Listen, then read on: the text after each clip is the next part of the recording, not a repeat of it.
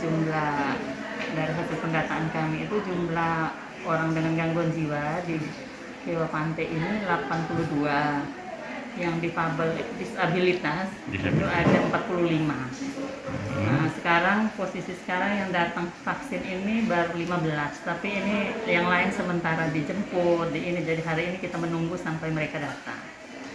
Ada beberapa yang sudah vaksin, kalau yang ODGJ itu sudah vaksin beberapa hari lalu ada 5 orang, sehingga sisanya masih 70-an yang kita masih kejar.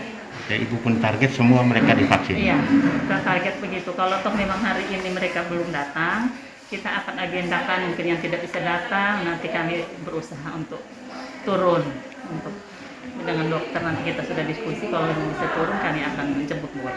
Dan yang ini hari ini yang mereka bisa komunikasi baik, yang sudah kooperatif, yang bisa diajak ke sini, ya kita tunggu di sini.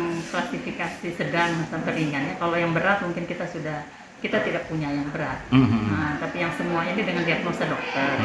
Diagnosa dokter untuk schizofrenia. Jadi mereka dengan klasifikasi kalau di sini kami yang punya yang dipasung tidak ada.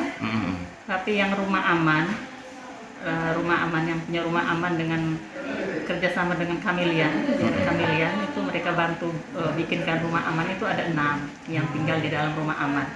Nah, seharusnya mereka ini rumah aman ini kan hanya untuk membatasi gerakan mereka untuk tidak mencederai atau ini orang lain. Nanti kalau mereka sudah pada waktunya boleh keluar dari rumah aman, mereka bisa beraktivitas. Itu bantuan dari Kamilian untuk rumah aman itu. Ibu, jadi mereka semua itu tetap dalam pengawasan itu? Iya, mereka karena ini kan ada yang bisa beraktivitas, ada yang memang masih dalam pengobatan. Pengawasan kami itu melalui sahabat sehatnya masing-masing. Misalnya saya sahabat sehat punya 5 orang ODGJ, ya 5 orang ini yang saya tetap follow up. Begitu.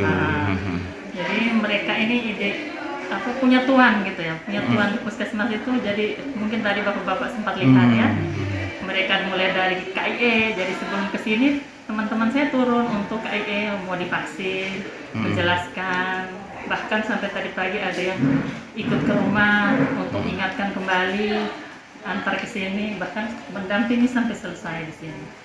Karena orang dengan gangguan jiwa itu beda ya, mereka punya trust atau rasa percaya ke orang itu kan tidak semua orang mereka percaya.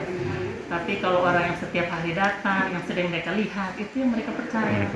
Jadi saya yakin teman-teman saya ini perannya di situ, sehingga kalau mereka ada di samping orang itu, mereka pasti rasa nyaman dan mereka mau disuntik, mereka mau divaksin.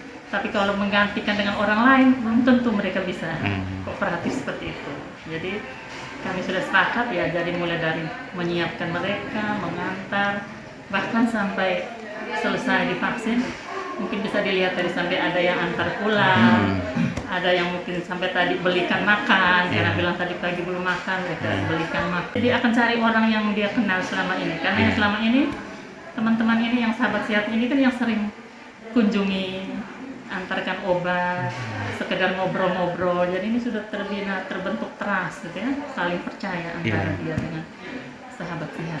Jadi kalau kita gantikan itu ke peran dengan orang lain, bisa-bisa kita tidak sukses nih untuk vaksin mereka. Ini 76 nakes. Itu nakes semua ya? Iya, nakes semua dan non nakes, ada yang non nakes. Begitu. Ya, jadi teman-teman ini ada yang tidak punya sahabat ODGJ, yang mereka hari ini tidak berperan. Aku merasa yakin bahwa dengan adanya pendampingan itu bisa menekan mereka punya itu jadi lebih baik ya? Bisa, saya optimis sekali karena ya teman-teman saya ini juga berperan all out ya, 24 jam, kapan saja dibutuhkan itu mereka datang. Bahkan bukan hanya masalah kesehatan, masalah-masalah lain, hanya sekedar untuk ngobrol-ngobrol itu mereka bisa ini. Jadi mungkin kali ini mereka belum bisa, tapi pelan-pelan dengan sering kunjung, sering ini, mungkin itu bisa merubah mereka punya ini kan, untuk motivasi untuk mau untuk divaksin.